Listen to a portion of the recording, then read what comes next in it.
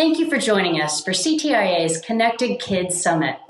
The pandemic changed all of our lives in March, but the biggest disruption may have been for the kids. Schools closed overnight, and classrooms were replaced by living rooms and kitchen tables. And millions of kids on the wrong side of the digital divide faced no opportunity to keep learning. School leaders and the wireless industry quickly jumped into action. Through partnerships and initiatives, we have newly connected over 2 million kids. They are learning today thanks to these efforts. 2 million futures are brighter and 2 million lost years averted. We recently spent some time with kids across the country. I want you to meet Temple and hear her story. She is one of those kids. I was sitting in class and we had gotten the notice that schools were gonna shut down and we're probably not gonna open for the next few months. And at first I was a little excited because I'm like, we don't have to go to school now. But it was really hard at the beginning because I didn't have a way to connect without the school's internet connection. We would have to go to the library and use their internet service. Not only was I stressed, I was kind of sad because we weren't actually able to do video chat because I didn't want to be too loud and I would turn things in late. And it wasn't because I was being irresponsible, it was because I physically had no way to do it. Then the library got shut down, so we didn't really have any way to do my schoolwork or attend my classes for a few weeks. I thought I was just going to have to struggle through this until schools opened up again. I overcame these issues when I had got the hotspot so I could get to class from my bedroom, and it helped me a lot because I no longer had to sit outside in the cold waiting for something to open or close, and I was able to get to video chats and participate with my class. I'm getting better grades than I actually was getting in regular school. She's just so bright and she's so smart and inquisitive. It's very important to me for her to just stay on that path. My 5th grade graduation, it was really fun actually, and without the hotspot, I don't think I was actually going to be able to attend it. Oh, you look like a superhero. Awesome. And there was this whole ceremony for us, and my mom actually also decorated to make it extra special, and it was really fun. It was a beautiful way to end the school year. I don't know how to put it into words. Every time I think of our hotspot, I have to think of that moment. I'm blown away by her. Her poise is just off the charts. She and millions like her are why I am so passionate about this challenge, and why I'm so impressed by the leadership of superintendents advocating for their students. We are lucky to be joined today by 2 such leaders, the heads of the Tulsa, Oklahoma, and Jackson, Mississippi schools. We are also joined by Mike McGee, the CEO of Chiefs for Change, a bipartisan group of national school leaders. Their recent report, which I encourage you to check out, details the efforts of schools to find solutions. And in jurisdiction after jurisdiction, that solution has been a wireless hotspot, quickly and effectively connecting families. When we were needed the most, the wireless industry has stepped up. I have been amazed by our COVID response. It has gone far beyond keeping your network running, which was no small feat itself. With us today are the industry's executives who answered that call, helping school leaders connect kids across the country. By expanding existing programs and launching bold new efforts, kids are learning again. 2 million is a great start, but we have a lot of work ahead. Each day we connect more families with hotspots. And our work to close the digital divide can't stop when COVID-19 does. Students will still need reliable technology and internet access at home to succeed. That is why leaders like Congresswoman Meng play such a pivotal role. She is locked in on the need for a national commitment to eliminating the digital divide. With her leadership, we can do it. The wireless industry is ready to do its part to help all the temples out there. I hope you enjoy our event. Hi, I'm Congresswoman Grace Meng from Queens, New York. I'm so honored to be part of CTIA's inaugural Connected Kids Summit. I want to thank CTIA President and CEO Meredith Baker and your membership for inviting me to share a few words on remote learning and the homework gap. As a mom of 2 young boys, I know how important it is for our students to have the tools they need to succeed at home and in school. Internet access is critical to our students' success. When the coronavirus came to our shores, no one knew how disastrous it would be. We did not anticipate the high death rate from the virus, the millions of jobless Americans, or the millions of kids who can't learn because they don't have home internet access. Tragically, COVID-19 exposed major gaps in our society, especially between those who have internet and those who don't. But this problem existed way before the pandemic started. In the pre-coronavirus era, approximately 12 million students were part of the so-called homework gap, with nearly 7 in 10 teachers assigning homework that required internet access. These students had to find novel ways to complete their homework. This often meant going to a library after school that offered free Wi-Fi, or sitting in a parking lot in the evenings trying to grab a free signal from a local fast food restaurant. But this is no way for students to learn, and it's not sustainable. That's why I introduced the Closing the Homework Gap through Mobile Hotspots Act to ensure that every student who needs a mobile Wi-Fi hotspot gets one. I wanted to ensure that they could study from the comfort and safety of their own home, and that was pre-COVID-19. Today, the homework gap is morphing into a learning gap that is quickly looking like an opportunity gap. Kids without internet access are at risk of not just missing their homework, they are at risk of losing their education. In the spring, states began to issue stay-at-home orders, and suddenly over 55 million students were learning from home.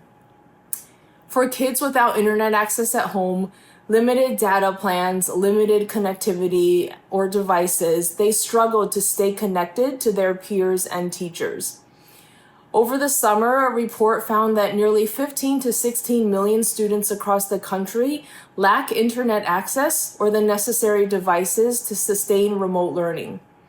These are students in rural, urban, and suburban areas. And this problem disproportionately affects Black, Latino, Native American, Asian American, and low-income households.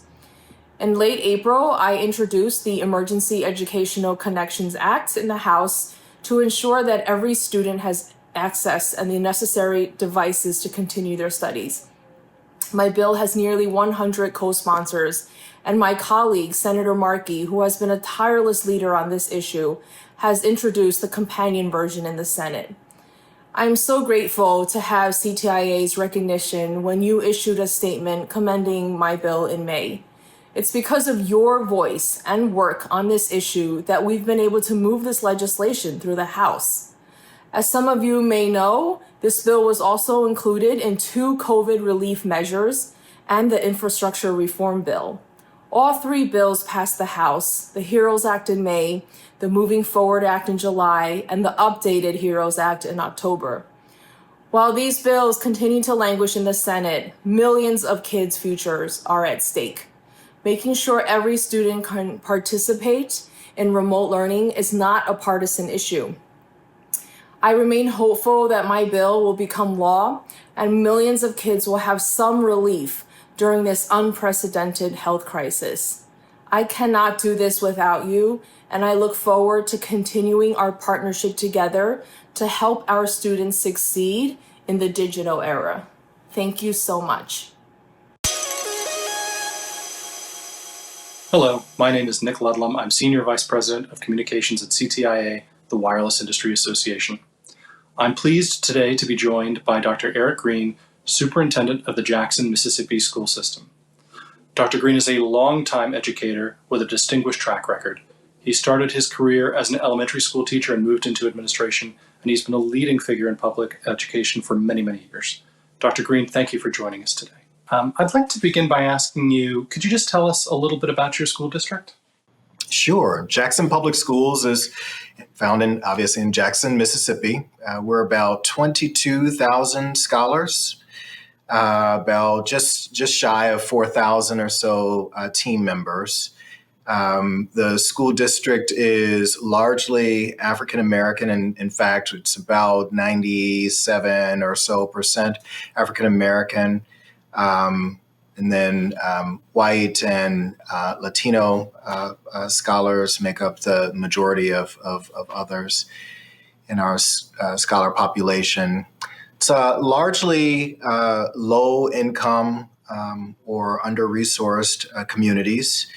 And so many of our scholars and families are eligible for free and reduced meals and additional supports and resources in that.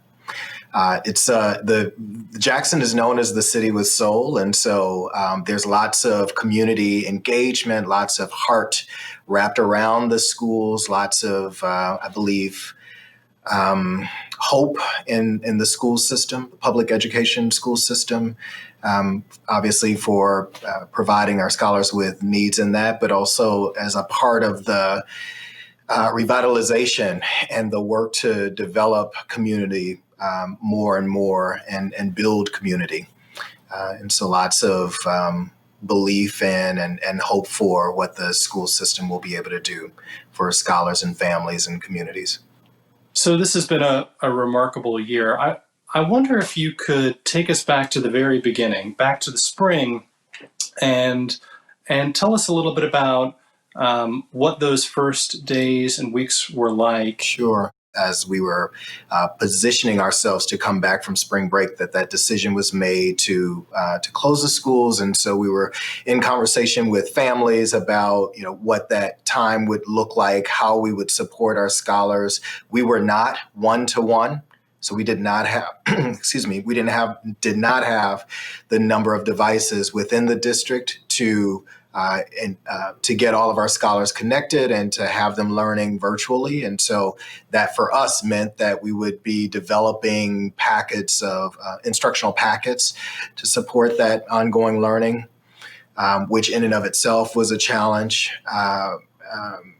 We were also working to utilize the devices that we had in our inventory, which is about 10,000 or so. So roughly half of the scholars in our district would have access to those devices. Thankfully, some families had devices for kids to use at home. So between those and the ones that we were able to provide, we were able to do some virtual learning, but it was a bit of a hodgepodge. We didn't have the systems. We didn't have the capacity internally. We hadn't built a one-to-one environment over time. That's not something you just flip a switch and all of a sudden everyone's able to learn virtually. So those challenges existed for us, but because so many of us were just trying to get our heads around what does this mean? What is how is this going to shift the way that we live our lives, let alone how we work and how young people learn, and what are the options available to us if all of this is happening from individuals' homes. So it was a bit of a scare for all of us as we got to the place where folks were kind of getting their heads around, we're going to be at home for some period of time. And so here are the options that we have available to us right now.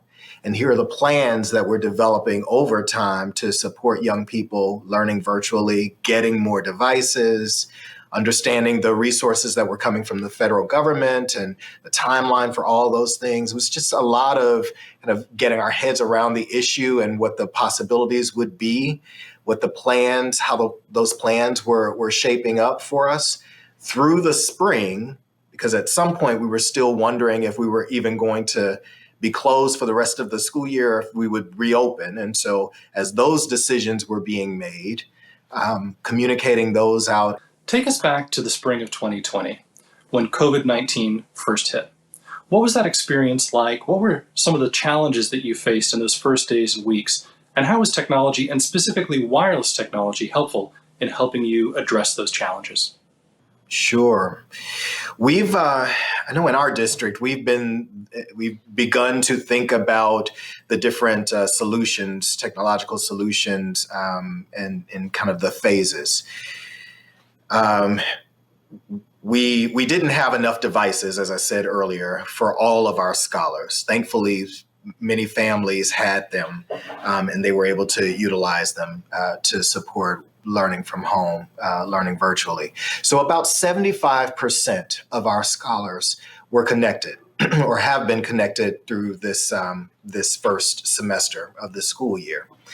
Obviously, that means about 25% or about 5,000 of our scholars were not. And so we're using instructional packets, telephone calls with teachers, lessons that we've been able to upload on YouTube or to display on the PBS channels, public broadcasting channels that are available to us, and that sort of thing.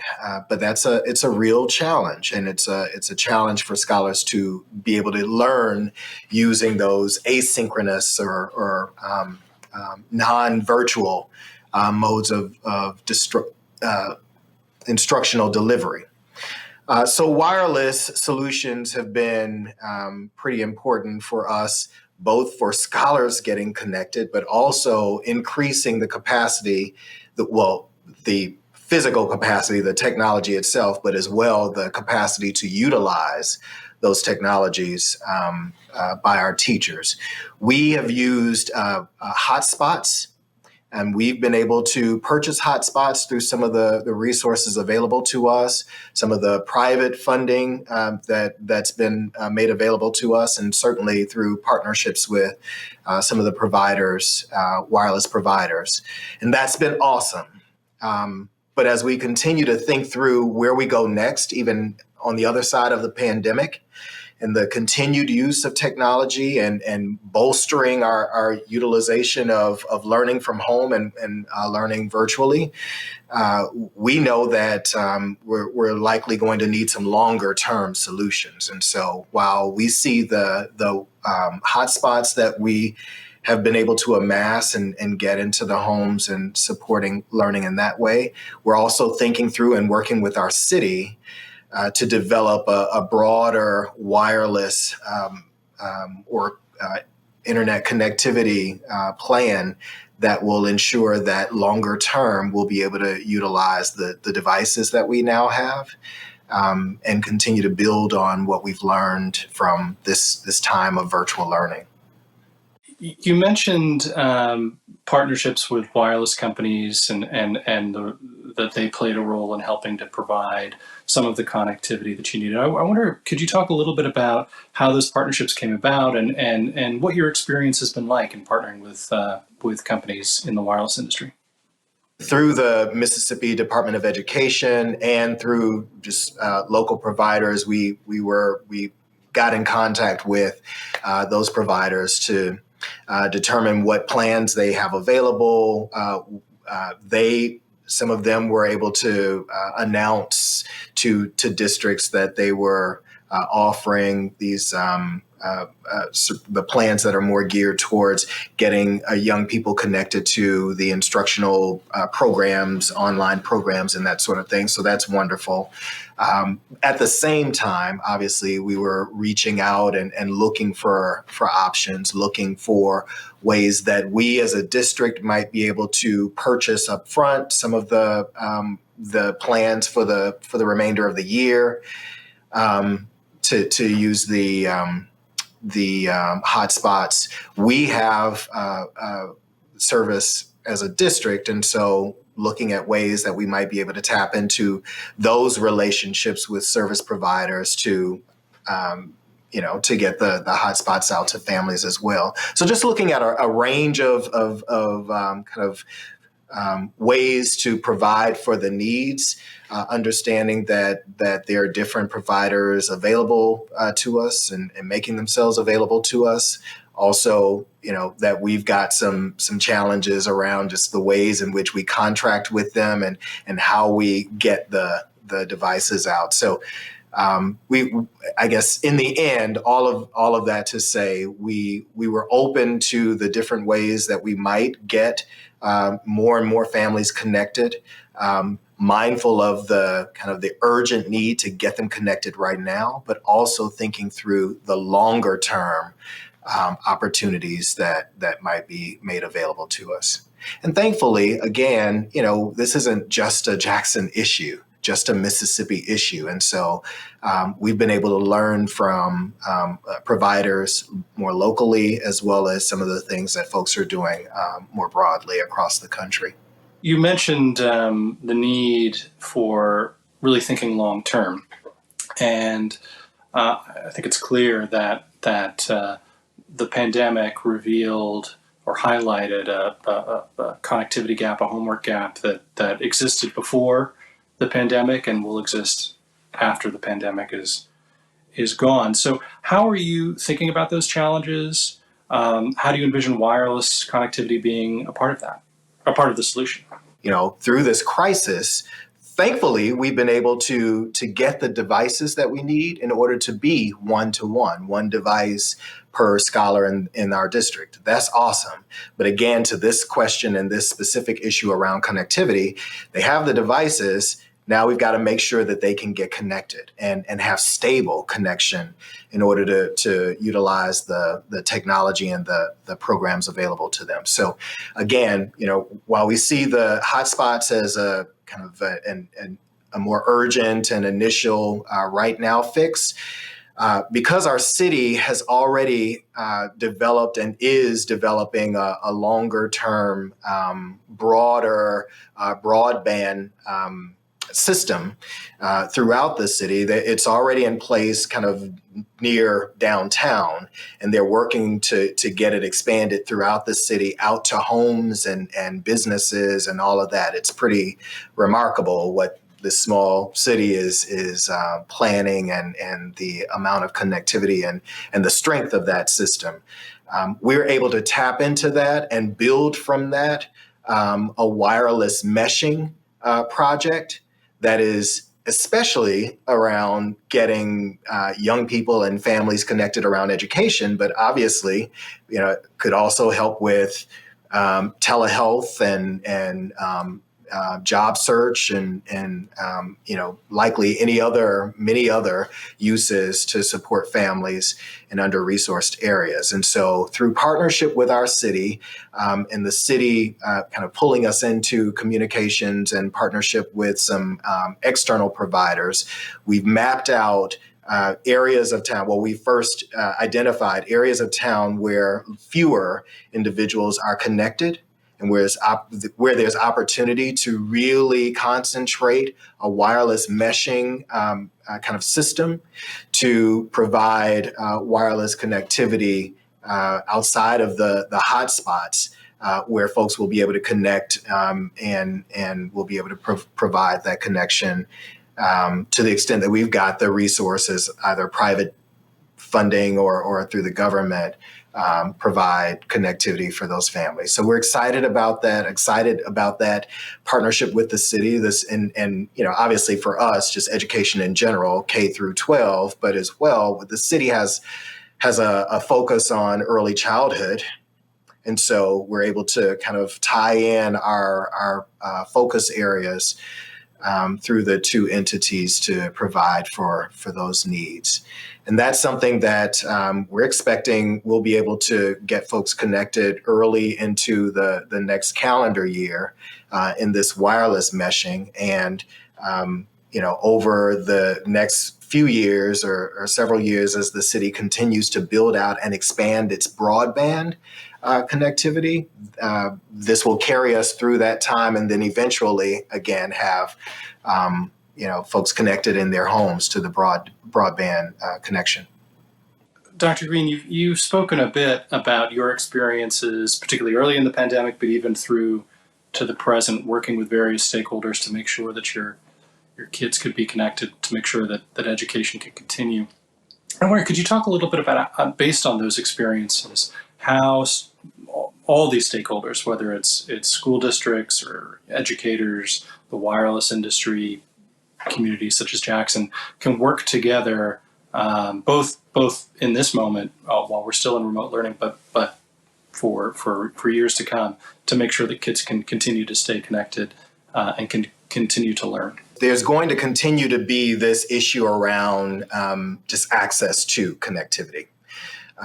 Price points, access points, all of that we don't claim to have the answer to.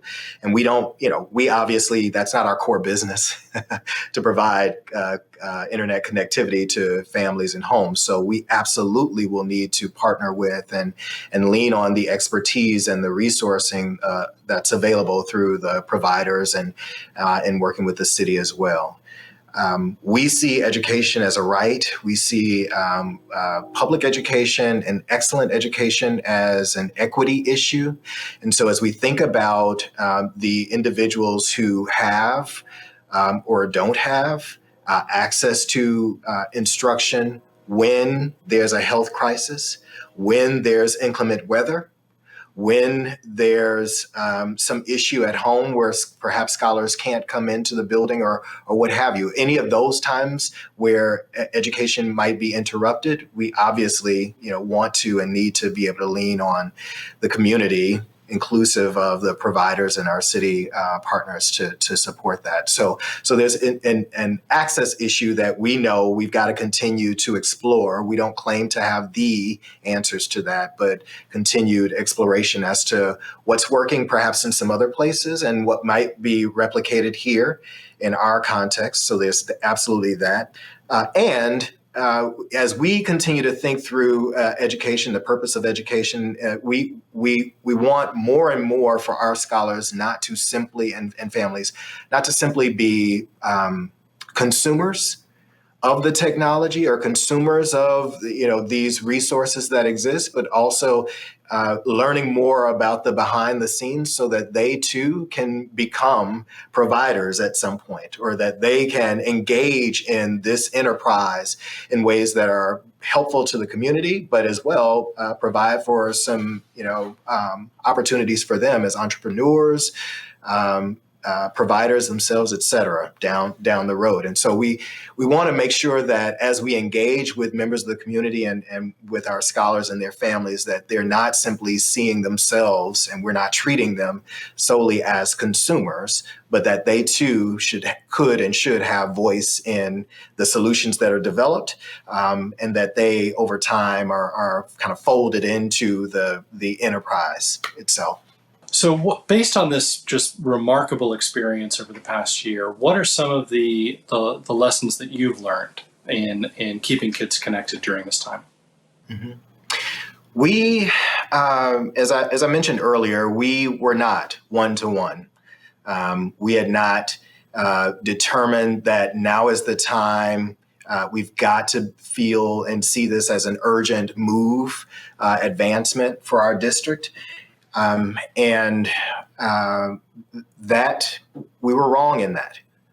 We should have been more urgent about it long before this pandemic hit. Thankfully, through the resourcing from the federal government and the state, we've been able to amass more of the technology, amass more of the connectivity, amass more of the knowledge and skill around the use of that technology and all. But it came because of the pandemic, and not because we had made the decision that that's the position that we need to be in, and we need to do that quickly. And so for sure, that's a lesson for us that there's a phrase, if you remain or stay ready, you don't have to get ready. And as an education leader, as a district leader, we have to be looking much further down the road at the needs, for sure, the needs of our scholars as they sit and what we anticipate them to be down the road, but we've also got to be thinking about how do we prepare ourselves for those issues that come about.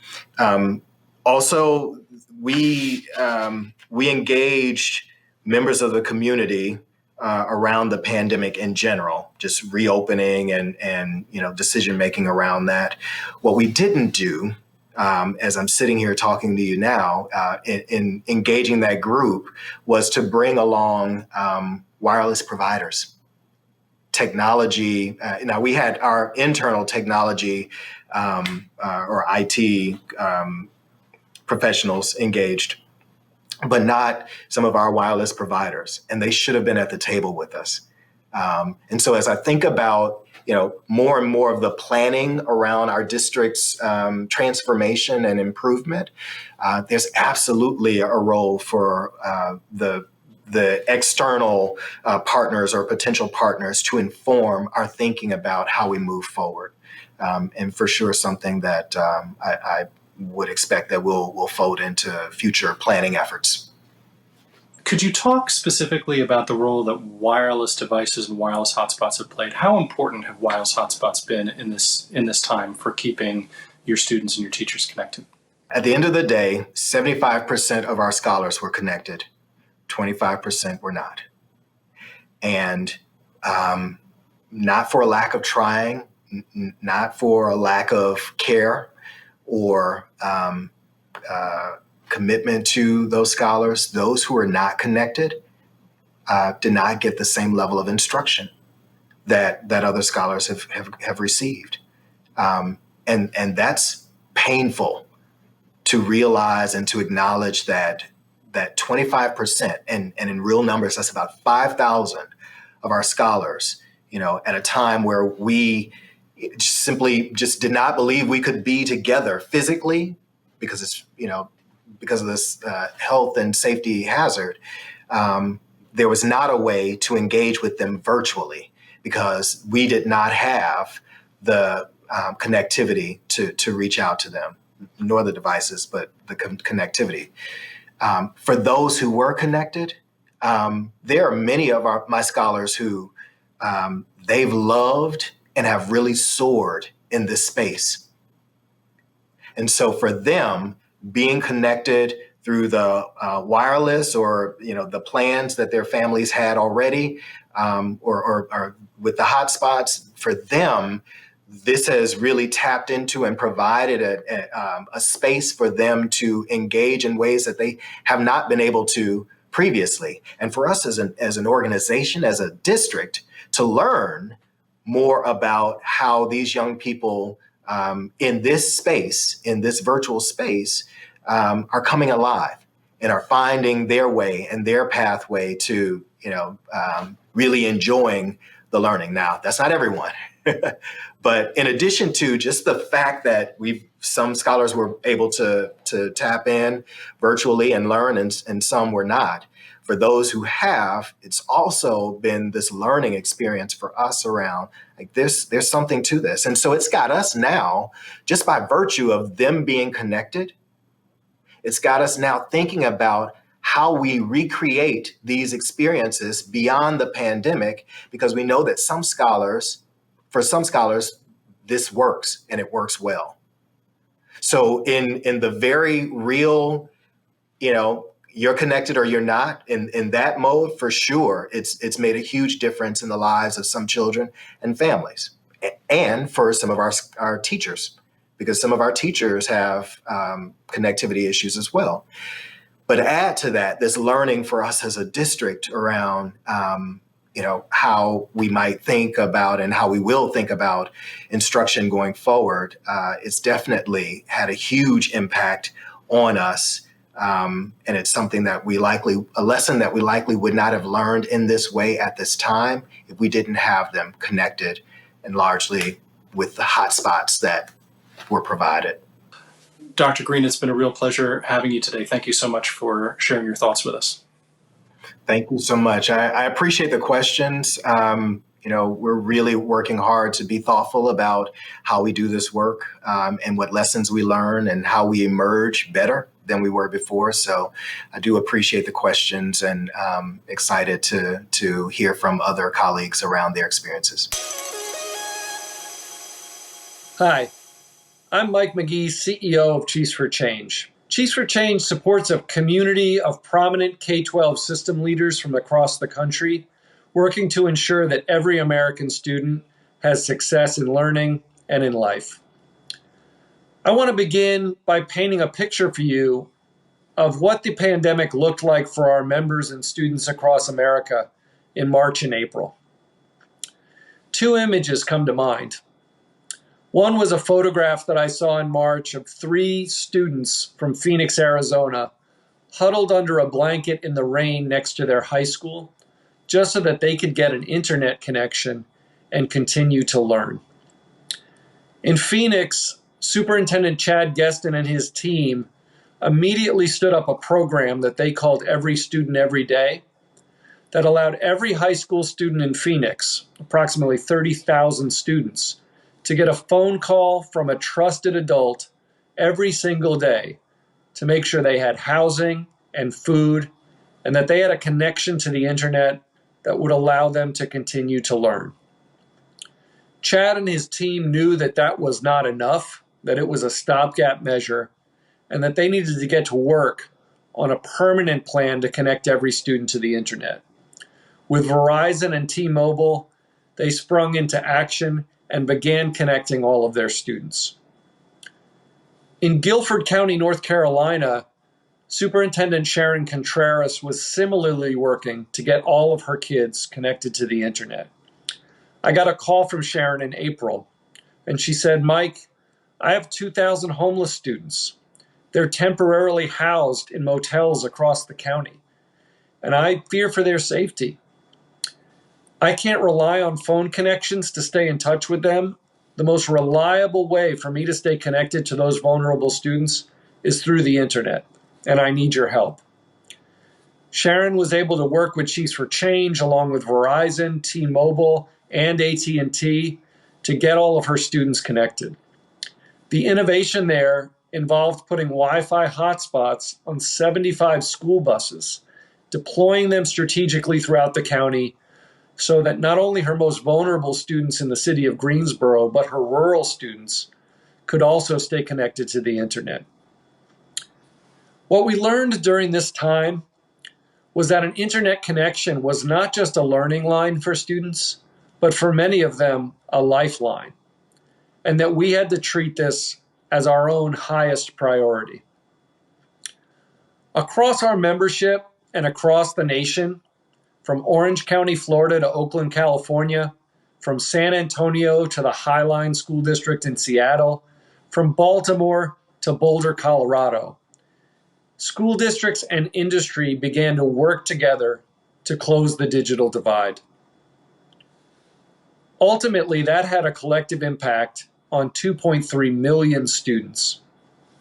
It made internet in the midst of the pandemic reliable and affordable and sustainable for students who had never had it before.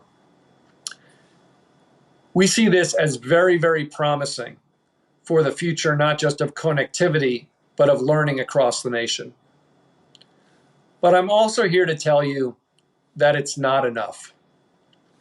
The solutions in every city and every rural community in America have to be sustainable and affordable.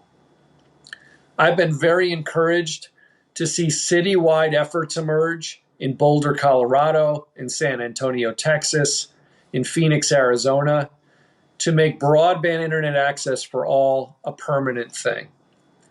Many of our members are in the process of moving to follow suit across the nation. But there is one more partner that we also need in this work. And if we can partner with CTIA and Chiefs for Change to speak in one voice about this, I think we have a historic generational chance to succeed. That other partner is the federal government. We need to speak in one voice to President-elect Biden and his administration, to Congress and the FCC about the importance of this issue, that it should not only be one of our highest priorities, but one of theirs. And we need them to step up in terms of aligning regulation as well as funding to the goal of bringing broadband internet access to every low-income student. A Just America involves every student in America having broadband internet access at home. That is now an undeniable truth. It is true during the pandemic, and it will be true long afterwards. We greatly appreciate the partnership of CTIA, of Verizon and Sprint and T-Mobile and AT&T and other providers, and we stand ready to work with you in the new year to solve this problem permanently for every American student and their families. Thank you very much. I'm grateful to be with you today. Hello, it's a pleasure to join you again. I'm honored to be joined by Dr. Deborah Gist, Superintendent of the Tulsa, Oklahoma School District. Dr. Deborah Gist is a distinguished educator with a history of and a reputation for innovation and thought leadership. She started her career as an elementary school teacher and moved into senior administrative positions in school districts across the country. She's been recognized internationally for her work. Time magazine named her one of their most influential people, and The Atlantic magazine called her one of their brave thinkers. She's also a founder of Chiefs for Change. Dr. Gist, thank you for joining me today. I want to begin, if you could just tell us a little bit about Tulsa Public Schools. I would be happy to. Tulsa Public Schools is a district of about 35,000 students, and we are a district that about 80% of our students qualify for free and reduced lunch. So we have a lot of need. We're a very diverse district as well. This is actually the district I grew up in. So I went to Tulsa Public Schools from kindergarten through high school graduation. It's a beautiful town, a wonderful school district, and I couldn't be happier to be a part of the work here.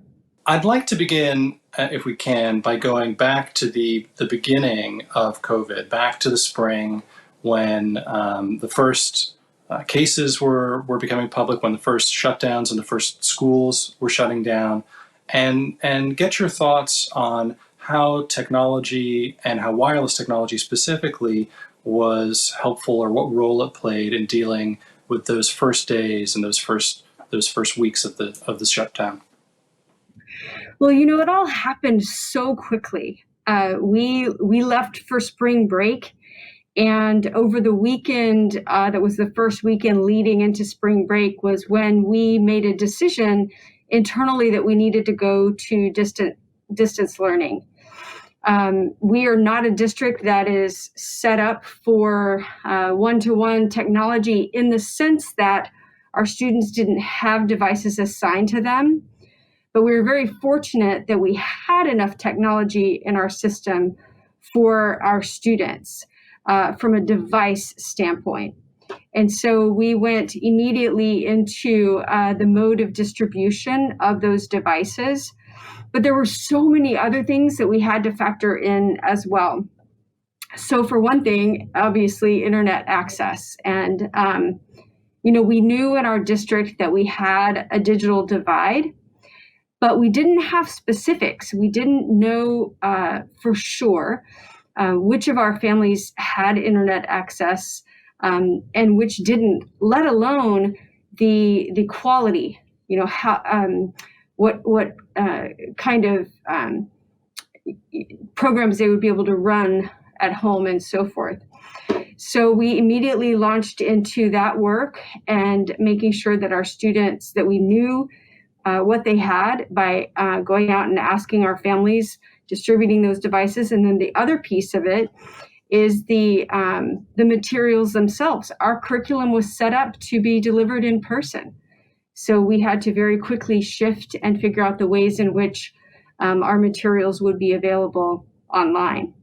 We're now deep into the first semester of a whole new school year. We've been living this world of remote learning for quite some time. Can you talk a little bit about the role of wireless technology now that we've been in this for so long in helping to keep your students and your teachers connected?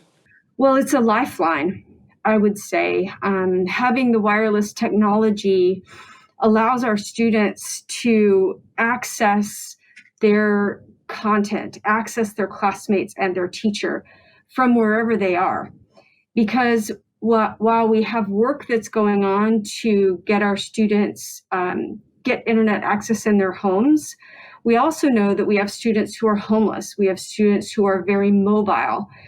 So they're moving from place to place. We need to consider the fact that our students need internet access in their homes, but we know that we're always going to have students for whom a hotspot or that kind of a device is going to be much more feasible for them to be able to have consistent access. In order to make sure your kids and your teachers were connected, I know that the school district entered into some partnerships with wireless companies to make sure that devices were provisioned. Can you talk a little bit about how those partnerships came about and how they've been going? So there were several things that happened. For one, we were so fortunate that our Mayor G.T. Bynum, convened an internet task force. And the task force consisted of the area school districts, but also our area providers, and also some nonprofit organizations and some advocacy organizations. And so that task force came together, and the first part of the project was just understanding the extent of the need. And then what we learned is that out of our district of about 35,000 students, that we had about 10,000 who did not have internet access to be able to start their distance learning. And so we were really fortunate that that partners like Verizon stepped in to streamline the activation aspect of this. We were able to distribute those hotspots to students to get them connected. But there's so much more to being able to be successful with online learning. Having the device, getting connected to the internet it's kind of like transportation. It's like you've gotten on the bus, but now we have to know where we're going and how we're going to get there. So that's the second part of the equation. You said there are, when you first started this, that there were about 10,000 students in the Tulsa public school system who were either underserved or didn't have access to internet. With wireless hotspots, how has the school system been able to address those 10,000? Have you been able to kind of close that gap, or are you still working to connect them?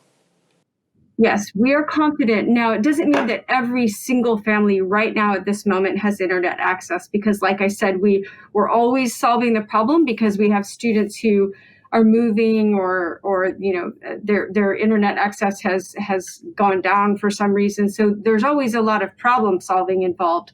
But generally speaking, we have been able to bridge that gap. I would say that one of the challenges that we're having now is making sure that the internet access our students have is adequate.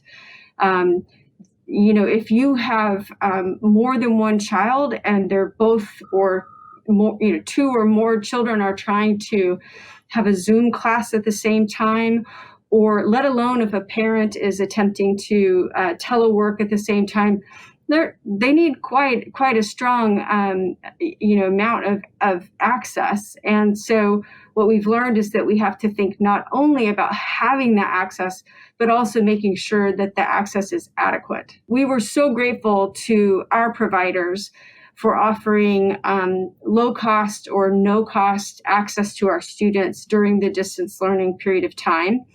But one of the things that we learned is that it wasn't enough just to tell a family that there was access that was available to them. They needed more support than that.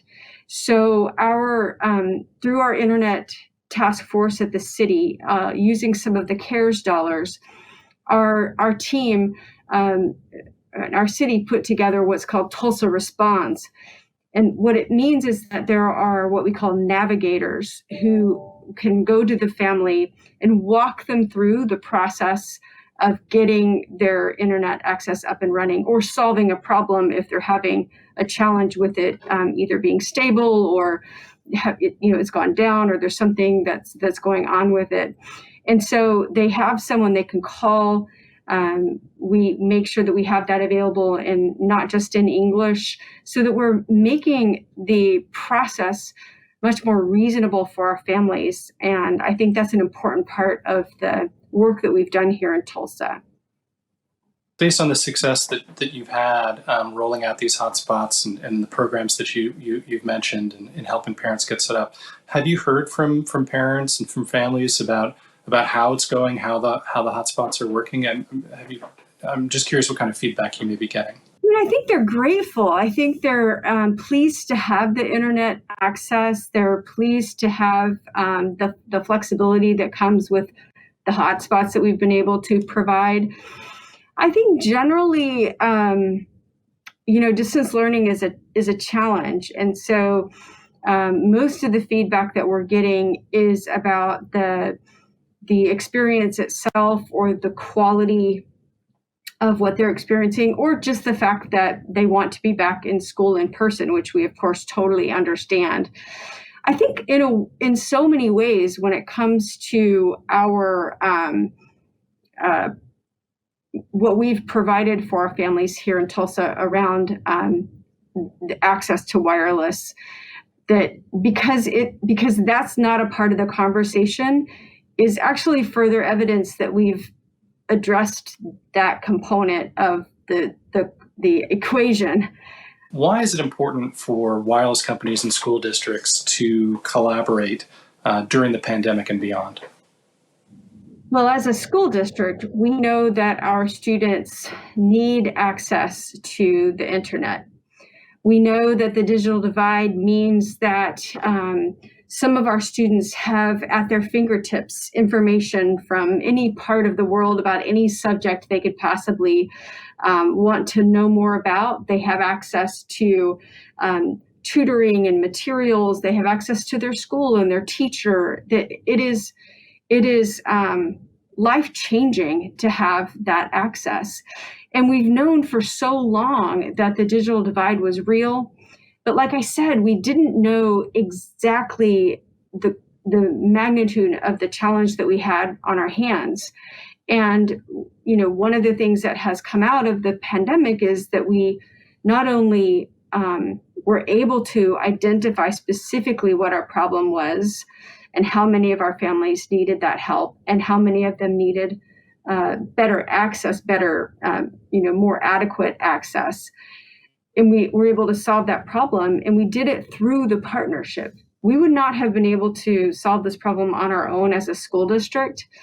And I don't think that the companies themselves would have been able to have the access to families that we have. So together, we were able to open up these opportunities to our families and our children. As you've already discussed, the pandemic and the move to remote learning exposed something that we already knew to some extent, that there was a bit of a gap. Now that we have and are addressing the challenges of COVID itself, how are you thinking about how wireless technology might play a role in solving some of these challenges once the pandemic is over, knowing that there's still, in some cases, a homework gap that many children and families face?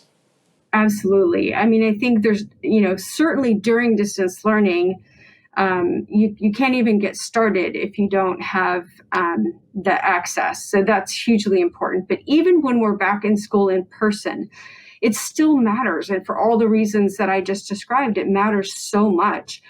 I think we need to be advocates for the expansion of E-rate to be able to cover hotspots for our students. I think that's something that together we all need to be advocating for.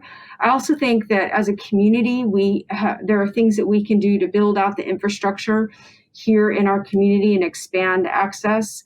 So I think there are many things that we need to continue working on together to be able to get this to the point where it is a long-term solution.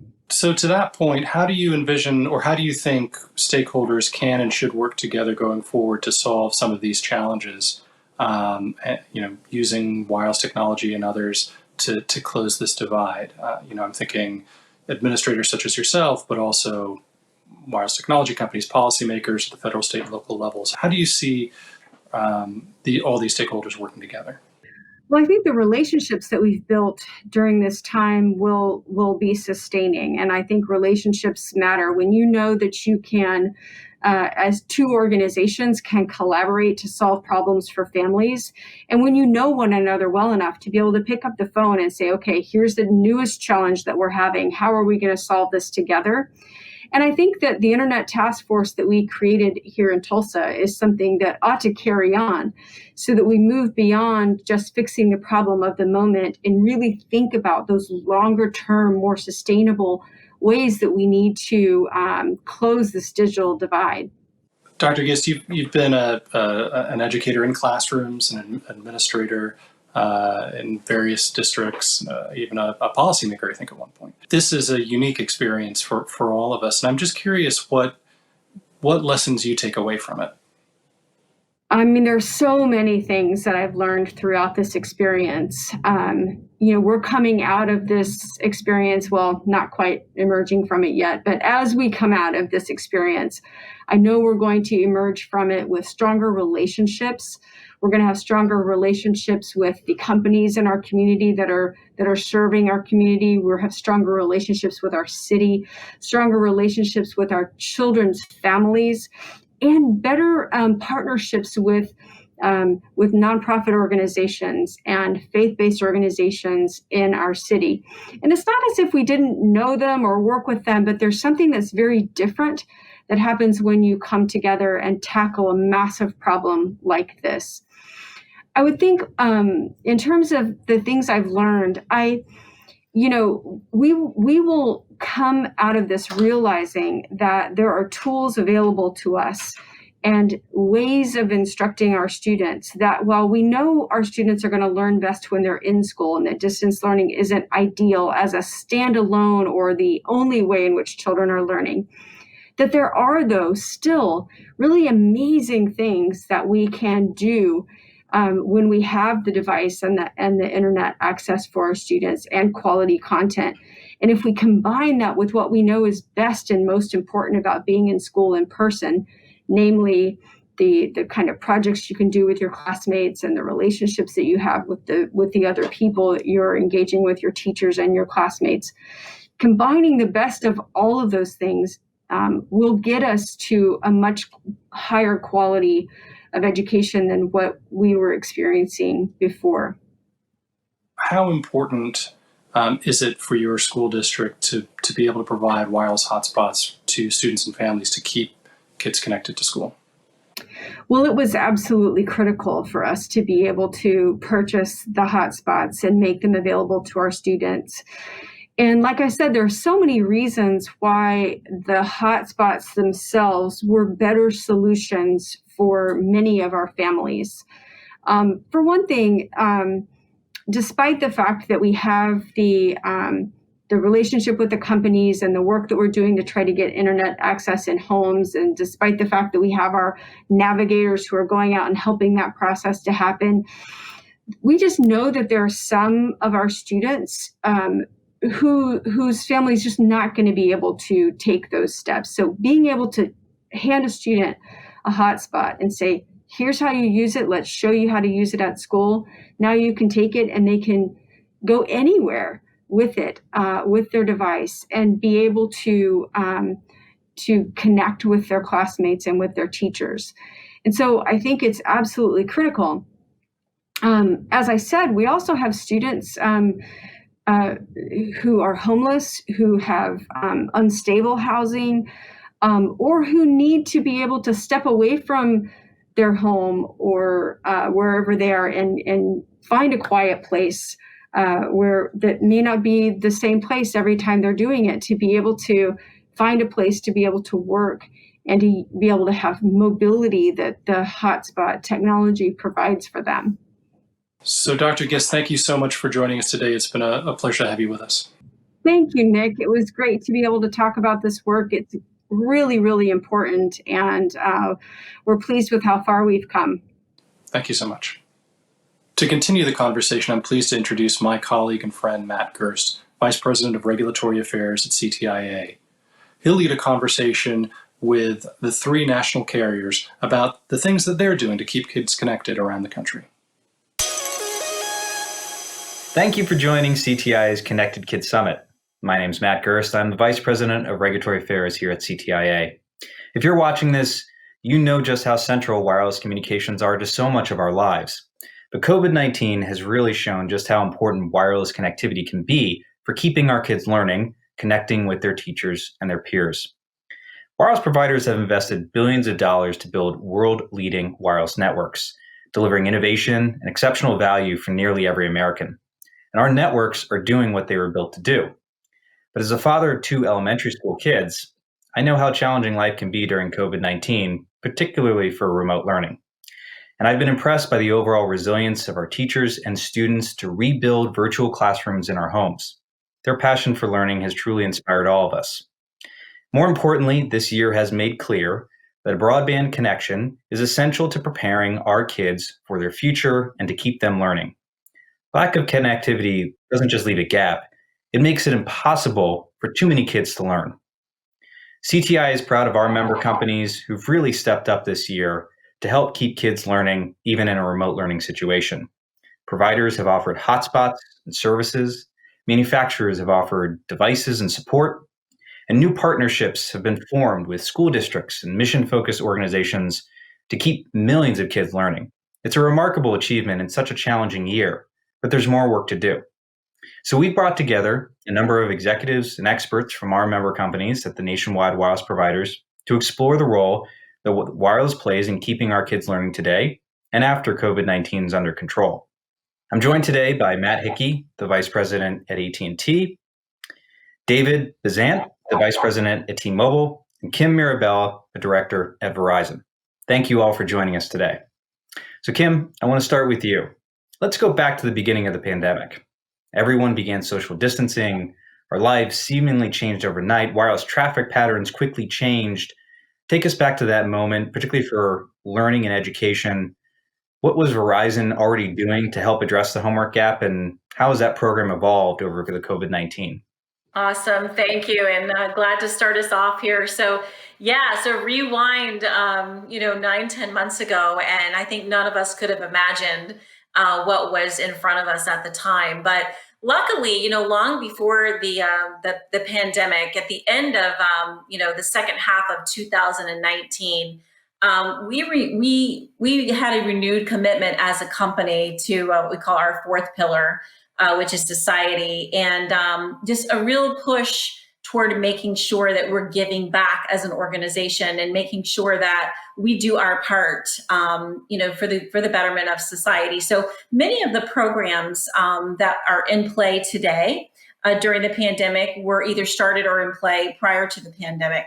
One such program is the VILS program, or the Verizon Innovative Learning Schools. These are schools in underserved areas where Verizon provides data network connectivity and devices for those less fortunate. But in addition to that, we also provide materials for teachers and for parents, and for them to really understand how to navigate a remote environment, which is not always easy, right? In fact, I'm reminded, my own daughter is a 1st grade teacher, and she said, "Mom, when everybody had to go to remote," she says, 1st graders don't know how to email. They don't know how to upload an assignment. She says they know how to swipe is what they know how to do. And that's because they're working on tablets or smartphones. So, to navigate through all of those challenges and pivot from an in-person learning environment to completely online really took on a new life of its own. So leveraging the Verizon Innovative Learning Schools platform and then pivoting to March of 2020, we developed another distance learning program that we rolled out in partnership with governments and counties and cities and schools, and just really understanding what people needed. We thought that it was more about just connectivity, but then we learned there's filtering, there's resources that are needed. What about deployment? How do you get all these devices where they need to go in the middle of pandemic? So just pulling all of that together in conjunction with, working hand in hand with state governments and agencies we put together an amazing program that we've been rolling out for the majority of 2020. So that's kind of gives you a flavor for kind of where we were and where we are. Now at this point, we're really thinking about where do we go from here, to your earlier point. How does this affect higher ed? What's the next step for K through 12? So those are the areas that we're really working on at this point. Matt, let's turn to you. So AT&T has a long history of supporting schools and libraries. Tell us a little bit about how AT&T also was already trying to address the homework gap, and how did AT&T help schools respond to COVID-19? Are there any results you can share with us? Yeah, absolutely. Hey, Matt, look, first, it's a pleasure to be here. Look, AT&T has been participating in the E-rate program since its inception, and we're the largest provider of E-rate services across the country. For decades, we've worked side by side with schools to enable technology to advance learning in the classroom or on campus. But in 2020, that all shifted. The goal now is to provide students access to learning regardless of where they're physically located. And that includes safeguarding students, the faculties, the staff, our networks, and more. Crisis can ignite transformation, and we're committed to supporting a new era of education across K through 12 schools, all college and universities.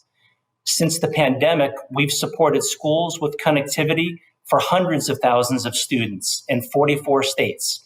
And that includes services to help schools ensure kids can connect safely to the internet. And CTIA played a critical role as districts began launching this Connecting Kids initiative so that schools could easily submit their connectivity needs, and we immediately followed your lead with resources. In fact, we launched our 5th education offer since March, just last month, which includes unlimited wireless data for all 135,000 public and private K through 12 schools, all college and universities, to ensure students can continue to learn and thrive. The offer also includes a no-cost connectivity for teachers to support these superheroes of our schools. And we've heard inspiring stories from superintendents and administrators all across the country.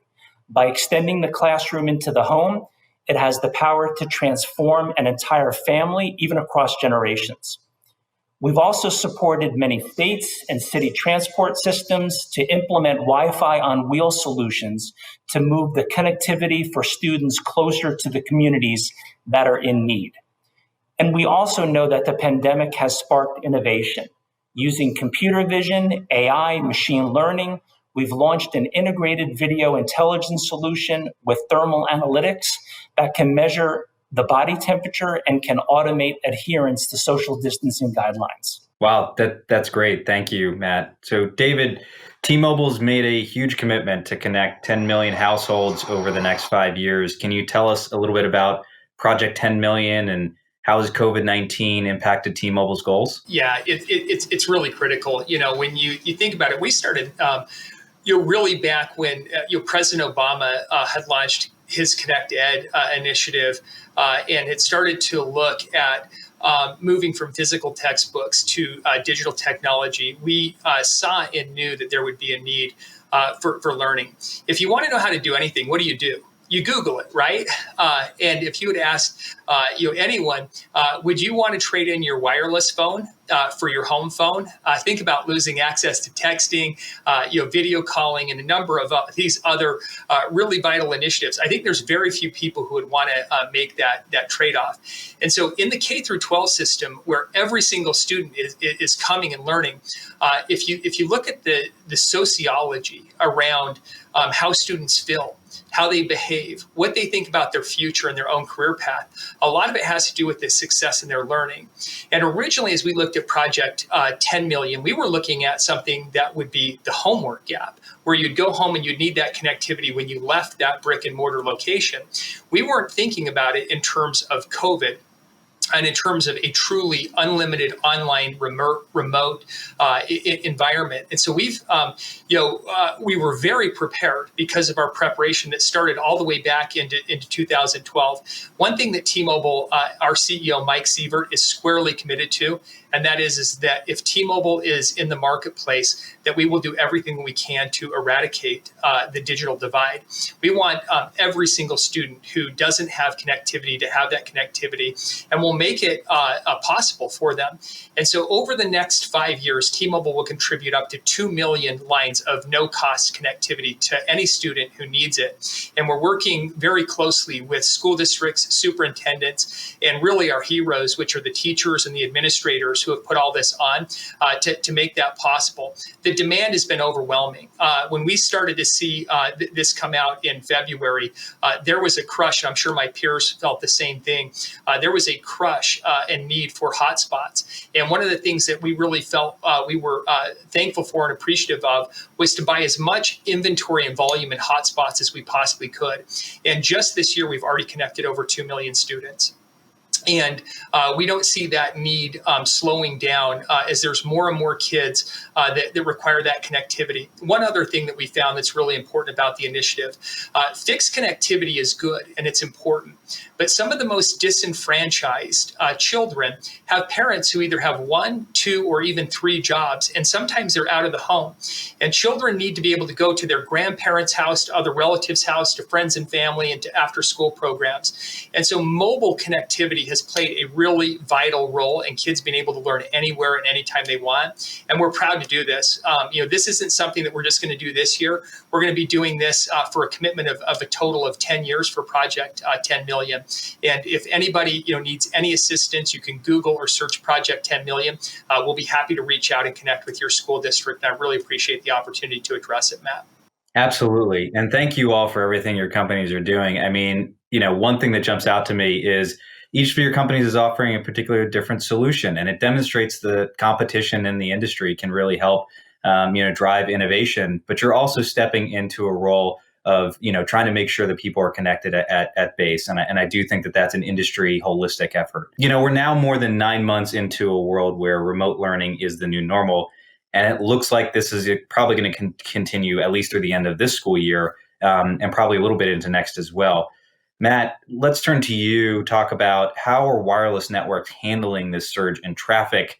It wasn't an accident that we were able to, respond to meet more people on the network using more and more. Can you tell us a little bit about what your company has seen, and how are we ensuring that wireless is there when we need it most? Yeah, it turns out that our investment over the past 5 years, more than $135 billion, to build a robust network with self-healing architecture and open standards really prepared us for just about anything, including a pandemic. We're carrying more data than ever before. In fact, the AT&T Global Network now carries more than 391 petabytes of data traffic on an average day, and that's up nearly 20% compared to pre-pandemic figures. And as we expect growth to continue with remote learning and increased telework environments across the country, we're seeing more than just a big jump in data consumption too. As work and school locations have switched to remote office and e-learning, our voice and wireline network traffic has also increased, while our mobility data traffic is now more distributed. So our customers have set records for text messages during the pandemic. It happened twice. During the March spring break timeframe and also on Easter weekend, people sent more than 23,000 texts per second across the AT&T network.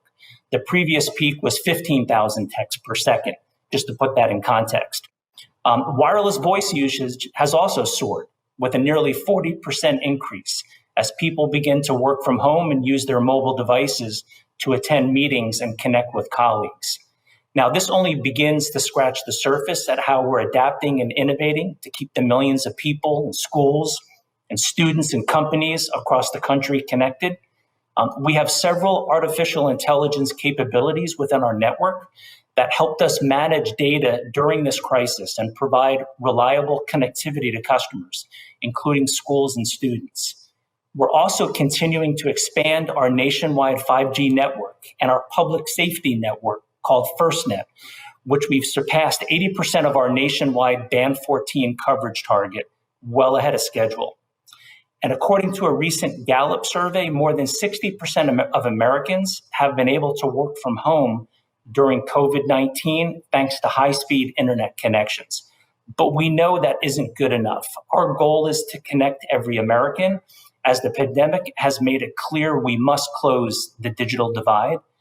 And we know industry can't close the gap alone, but as we continue to transform during this crisis, perhaps together, finally, we can create great connection for all.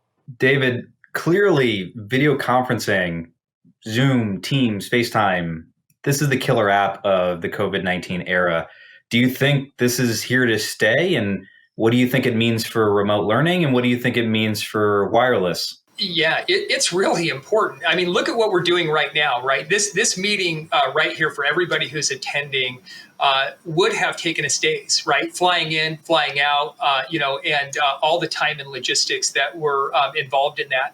And it's really helping Americans and people around the world transcend space and time. Video conferencing is vital in terms of people's reactions. People may or may not be aware that 55% of all communication actually is coming from body language as well. And so when you're looking at a digital learning platform, if you can see your peers, if you can see your instructors, if you can help with that social interaction, it's isolating enough, right, to be in stationary efforts in many parts of the United States, having to quarantine and limit movement. Coming out of a year, by the way, where air traffic was at an all-time high.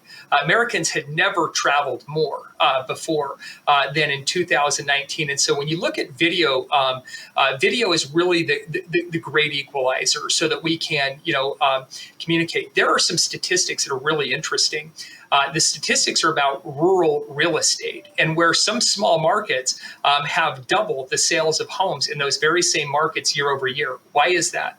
Because people are learning that they can work from anywhere, they can learn from anywhere, and e-commerce is changing, and mobile connectivity is a really, really critical part of all of that infrastructure. And so, yeah, I think video is here to stay. I think all of us still want to fly. We still want real life experiences. We still want to get in the car. But when in doubt, and without the ability to do that, video is going to be a big component, and it's also a great host of meetings just like this. So looking forward to the future of it. Absolutely. Our world is changing before our eyes. So Kim, what sort of partnerships has Verizon formed with schools or other mission-focused organizations to get your products and services into the hands of students?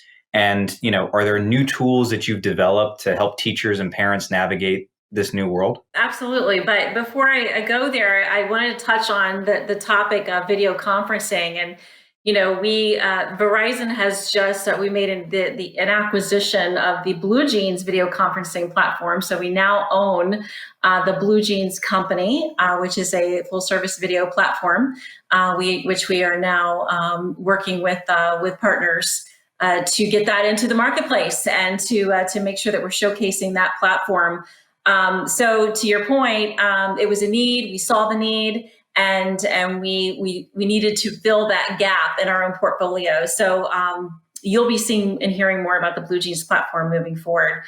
In terms of really what we've done in partnering, I mean, the partnerships have been so far and wide. I mean, and I'll also say that, this expands a little bit beyond just connectivity. When you think about, school lunches, right? And no kid being left behind, no kid being left hungry. I mean, Verizon spent $5 million to ensure that we were giving back to make sure that, lunches and breakfast was still being served. So there's that human element as well. And then also another $48 million in total to nonprofits supporting students, healthcare and first responders and small businesses, just to make sure that, we're giving in local communities where it really makes sense versus kind of taking a broad paintbrush across, each state. It's really understanding who are those local partners and nonprofits that really have an impact in some of those areas. So that's been amazing. Our free learning tools for both Verizon Wireless and Fios customers, just to name a few, are Quizlet, Bookful, Chegg, Epic, Shaw Academy. Those are some of the cool things that Verizon has come up with. And then we have an education website for distance learning and for business continuity. So providing teachers resources, I mentioned that earlier on, How do teachers cope with giving a class or a lecture or really engaging kids online? It's very, very different than being in the classroom. And so how do you leverage all of those tools at your disposal? So webinars for teachers and also for parents. So that's one of the things that's come out of the Verizon Innovative Learning Schools program that was uniquely for that underserved segment. But then we've taken that and said, we're going to make that available to all parents and to all teachers to take advantage of. So that's just one of the many things that we've done.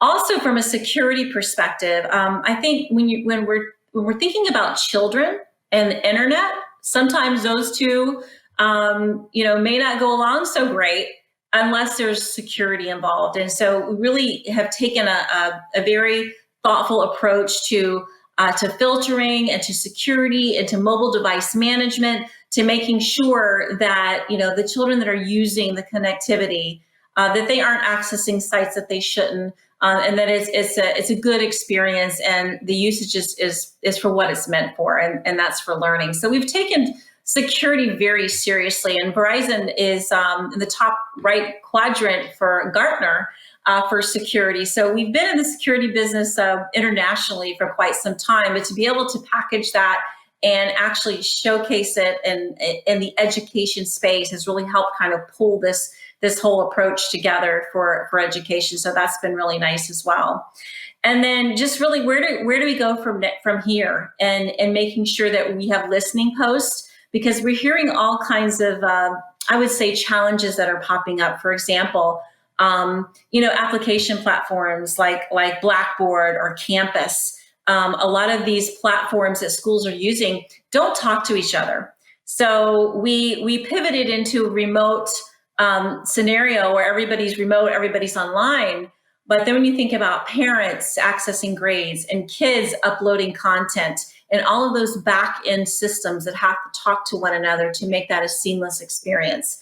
So all of that integration work, we're playing a big part in that as well. So it's rewarding, very rewarding, but also very exciting to see, as we bring 5G to bear with ultra wideband and all of the possibilities with innovation, AR, VR, it's going to evolve. And I would also say that, we think about this as a pandemic, but remote learning, right? You asked, is this the new normal? Well, I would say we've probably seen more natural disasters and crises, whether it's hurricanes or wildfires or a pandemic.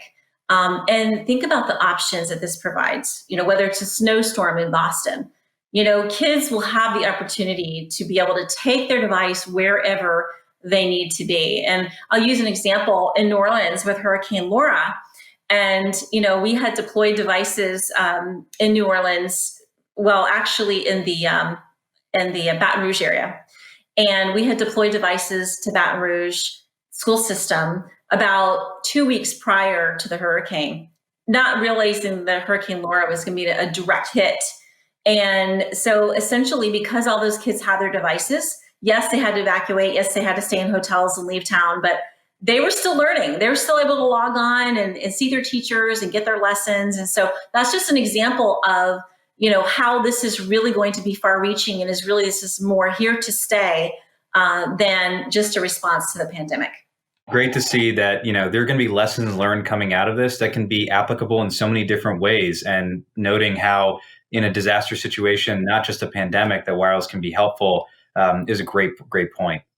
So as we make progress towards an effective vaccine, we are all very hopeful. We're rounding the corner. Kids are going to be back in school next year. That is good news to everyone. But it raises a number of questions about what is ongoing connectivity going to look like? What are the challenges we're going to face in keeping kids learning? And what have we learned from this COVID-19 experience? But Kim, you just addressed a little bit of that. Matt, maybe we could talk to you about 5G. So this wouldn't be a CTIA conference if we didn't discuss 5G. And how do you see 5G's faster speeds, lower latency? How are those features going to enhance educational opportunities? And what did we learn from COVID-19 that demonstrates that 5G is going to help to be a solution? Yeah, absolutely. Look, the power for college and universities to leverage 5G are endless, from safeguarding students and staff on campus to the stadium fan experience, even attendance. Some of the world's greatest innovations come to life on college campuses, and we believe 5G will revolutionize the relationship between education, industry, and government. We've already announced 5G environments, test labs, even capstone courses with colleges across the country, including the University of Miami, Purdue, University of Missouri, and more. The University of Missouri had students take part in an immersive course to harness 5G's potential for complex problem solving. In fact, one of the teams focused on the healthcare industry, exploring the ways in which 5G can better integrate hospitals with the communities that need their services. Using 5G, the team proposed that mobile platforms, video, and artificial intelligence technology could provide both patients and care providers with rapid, real-time feedback and improve existing remote care technologies. 5G would also allow hospitals to connect all their devices in a massive network that extends from the walls of the hospital to the emergency room and to all EMT workers. These studies could lead to a more seamless transfer of information across various layers of the healthcare system, not only improving patient care, but easing burden on healthcare workers. So, Matt, I hope this kind of gave just a little bit of insight in terms of the power of 5G in education and how we're seeing students, faculty take advantage of this opportunity to explore the possibilities. All right, David, we're going to turn to you for part of our last question here. What are some of the best practices or guidance you could offer some of our viewers, some of the people who represent schools or teachers or parents who are considering wireless for remote learning solutions? Thanks so much for asking that. It is really exciting to see where this industry is going, and fifth generation level of technologies really do unlock the future. If you think about it, in 2023, autonomous driving is going to become mainstream. And there are all kinds of technologies that students are being prepared for. We're seeing innovations with precision technology where you could hail a scooter and a scooter can come to you autonomously without a person associated to it, and the scooter can put itself back based upon global positioning and robotics and mechanics. All of this, leveraging 5G network and infrastructure. And so, if you're a parent, if you're an administrator, if you're a student and you're trying to consider it, mobility is a great way to start wherever you're at, right? There's many people in rural parts of America, they're in urban parts of America, or even in suburban parts of America. And wherever you're at, really gaining access to technology is important. One thing, if you're looking at mobile hotspots and devices like that, is take a look at the CAT level rating of those devices. That's the rating of how many connections each device can have. And so if you have a large family and many people are trying to access one device, a higher CAT rating in that hotspot will really benefit you. It may not actually be the cell signal or the throughput speed of that may be a challenge. It may be the router or device's capability to be able to handle that. It was said earlier, but SIPA filtering is really important. SIPA filtering is Child Internet Protection Act filtering to make sure that all the internet traffic that you're utilizing is safe for children's use and consumption. T-Mobile builds that automatically into the product, into the network, so it's thoughtless. You never have to really think about it. There's not one more step for you to have to go and take and do to make sure that you're safe, and that's a key level of consideration. Certainly read the fine print. Take a look at what your throughput speeds are, what your video is. Is it truly unlimited, or is it something that has a cap or a choke point of which you may hit and then have limited or reduced speed data? T-Mobile is really proud to provide options that have truly unlimited high-speed connectivity, and it's something that people need to watch for if they want to have great video sessions like this and be able to do them anytime, anywhere or any place. I just want to end and just really say thank you to the government, to school district leaders and officials for their work. I look at Chancellor Carranza of New York DOE. They literally worked 24 hours a day it was incredible to go and connect 450,000 students with mobile access. Superintendent Tony Thurmond in California, who had big initiatives to go connect 100,000 Californians in rural. We were really honored to be key partners on each of those projects and hundreds of thousands of other projects throughout the U.S. It's been a great honor to really serve America, and I'm sure my peers feel the same way this year is providing that. And ultimately, at the end of the day, all of us just want a great experience for the student, for the family, and them to be able to learn and really achieve their potential, regardless of what they do, who they pick. We just want it to be right for them. Well, we're going to have to leave it there, but I want to ask you all one last question, since you're all offering services and we may have new school districts or looking for products. David, you already mentioned this. Where should folks go to find T-Mobile's Project 10 Million? Yeah, super easy. Just Google Project 10 Million, and it's the letter 10 million, and you'll certainly find us. There's an easy way to connect. We have a 24/7 center that will link us up either with the family or with the school district if anybody has a need, and I promise we will jump on it right away and look forward to serving as many students who have a need that there is. Great. Kim, where should we find Verizon's? Absolutely. Just go to Verizon.com and just search distance learning. It'll pull right up for you. Or feel free to reach out to me, kim.mirabella@verizon.com. Happy to chat with any of you personally and work with you and your team on finding the best solution with the best coverage. Great. And Matt for AT&T? All right. Thank you, Matt. Yep. You can reach out to myself directly. It's matt.hickey, Hickey, @att.com. Also, we've got a dedicated public sector organization that is 100% focused on serving education. So feel free also to reach out to your local account representative. That's part of our state local government organization. Or like I said, if it's easier to reach out to me directly, please do so. All right, we'll have to leave it there. COVID-19 has really ushered in an uncertain era, but I think this panel demonstrates that wireless is going to be critical to keeping our kids learning and connecting with their teachers and peers today and well into the future. I want to thank our panel, Kim, Matt, David, for joining us today. We ask everyone watching, please wear a mask, keep your distance, and stay safe. Thank you for joining CTIA's Connected Kids Summit, and we hope to see you all again soon.